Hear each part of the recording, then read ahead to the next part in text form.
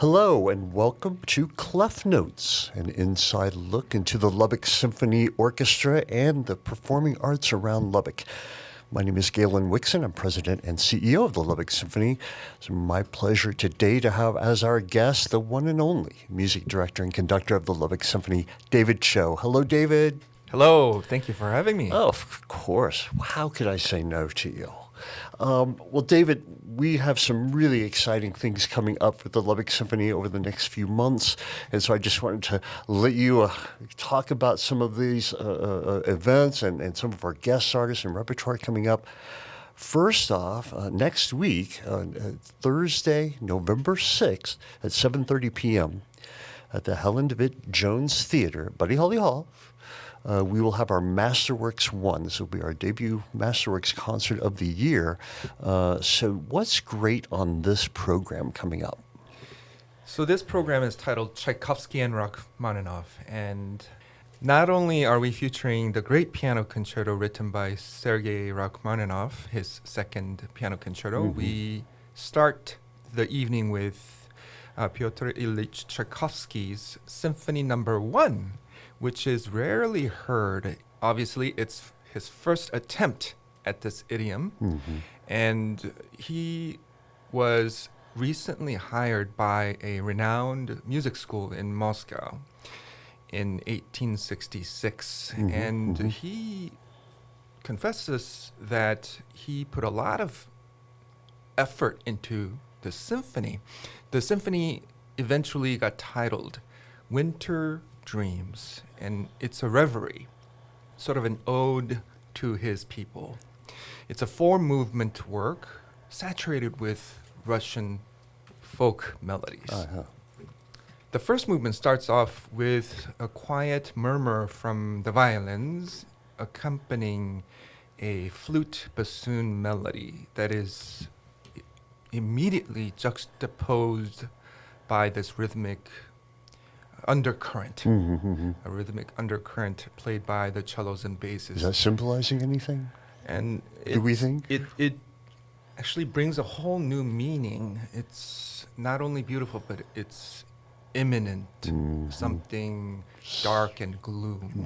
Brewing. Yeah. Brewing is a good word. And Tchaikovsky was trying to emulate at the time, through his mentor's suggestions, stick with the German symphonic tradition, the architecture, and try not to go too outside the box. But he really couldn't run from who he was, sort of a nationalistic composer. And these Russian folk tunes were part of his DNA. So yes, he adhered to his mentor's suggestions, but, infused in this symphony are so many of the Russian melodies. When I listen to that symphony and the interior parts especially, is his chromaticism unusual for his age, for his day? Well, this symphony really put him on the map, because at the time he was not very well known. When my conducting teachers taught me how to look at Tchaikovsky's score, they always said, look at the harmony vertically. All the while you're trying to create this long line of melodies. Right. And his harmony, as many of you listening are familiar with his ballet scores, and his symphony also has this ambiguity of harmony. So when he writes a harmony, it could go in two or three different directions. Yes. And that's where the tension is created, and then it resolves in one of the three or four ways. It creates this moment. It does, and you never know where you're going to land. Your ear is sort of kind of trying to figure out with him, I guess. Yeah. Where are we going to land together here? It creates that tension and energy, which is so exciting. Yeah, and those of us who are sort of music theory aficionados or geeks, as I am, I still remember in theory classes listening to the teacher say, "Oh, these are the augmented sixth chords," and he would play for us various passages of Tchaikovsky scores, and he would point out, oh, see that, listen to that chord resolves to that.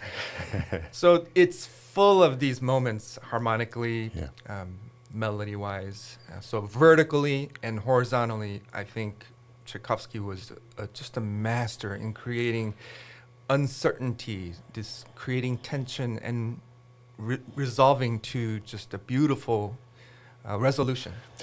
And finally, to close this, do you find that his symphony is pretty mature for being a first symphony, or do you see that he was really on his way to development? Because we all listen to the fourth, fifth, and sixth, of course, and those are the ones we're the most familiar with. What strikes you about his sort of where he is in terms of a composer in this first symphony? There's a saying, you think long and you think wrong.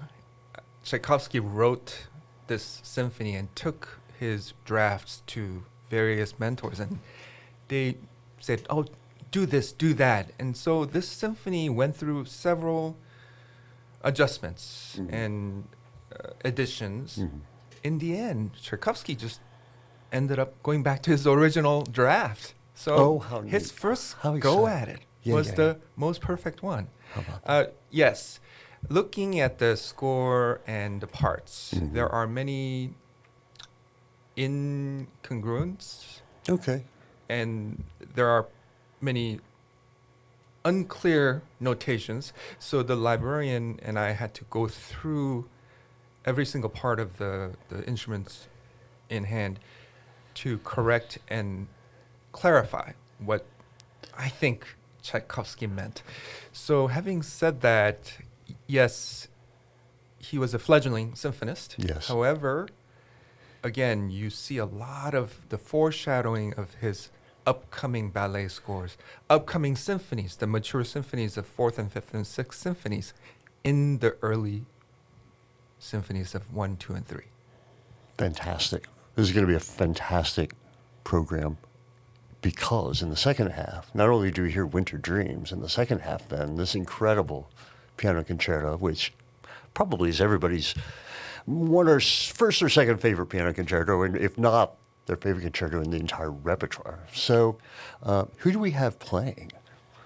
Our guest artist for the week is Fei Fei. She is the 2013 one of the laureates of Van Cliburn International Piano Competition.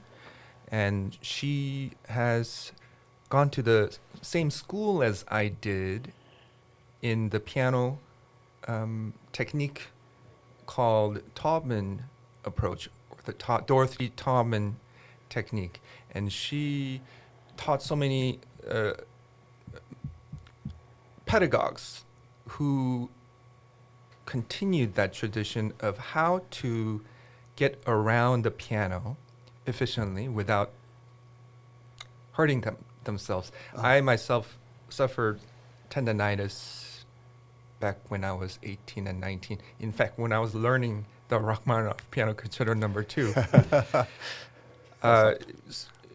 And I ended up going to Oberlin College, where I studied with Robert Shannon, who was the colleagues with Fei Fei's teacher, Veda Kaplinsky, at the Juilliard School. So those of you who may be familiar with tone bass, she has created several teaching tools to teach young pianists how to be efficient, how to get around the piano, because sometimes piano playing could be very unnatural, especially to me, the easiest things are, for some people, very difficult. For me, the octaves were very easy. I have a very heavy upper arm, which helps me to really drop my hands in a way that it's very compatible with the octaves. Okay.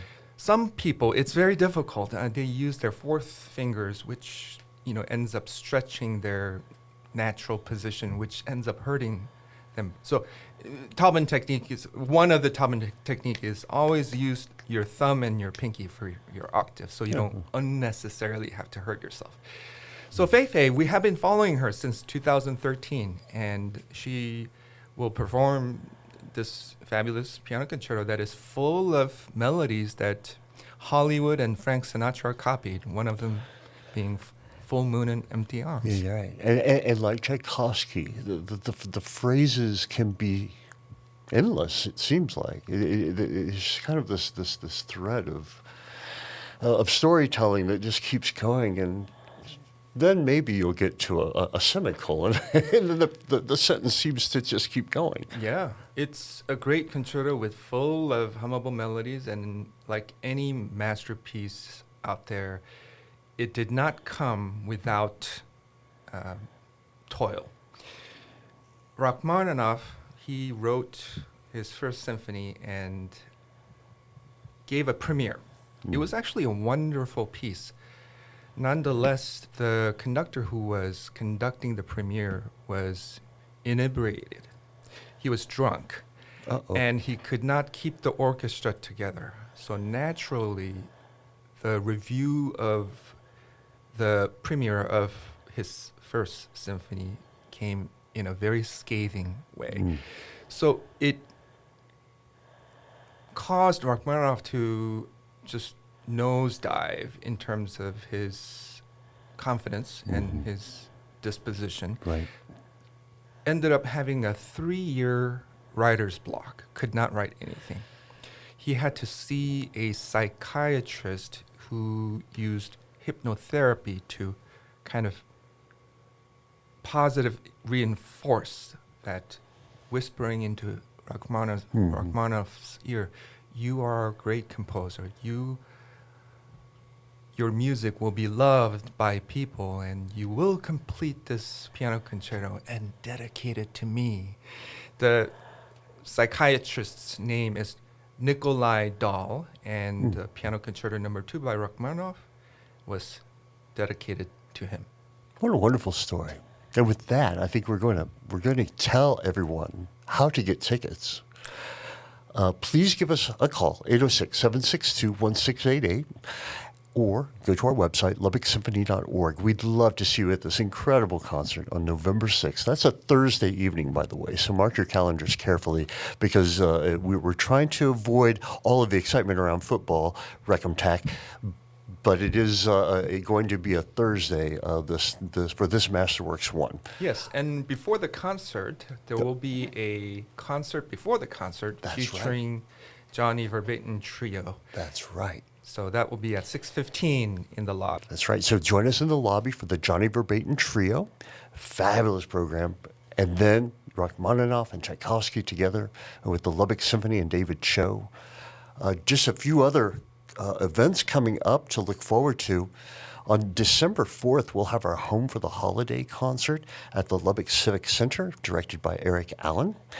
And on December 31st, the Lubbock Symphony celebrates New Year's with our New Year's Eve Gala and Bash at the Buddy Holly Hall with the Beatles tribute group Classical Mystery Tour. So that's going to be so exciting. Tickets are available now. So again, give us a call or look on our website for that event. And on January 24th, we'll have the violinist Xian joining us once again to perform the Symphony Espagnole with guest conductor Gary Lewis. So we're looking forward to all of that. Thank you for joining us for ClefNotes. Thank you, Classical 105.7, for hosting our program today. We'll see you next time.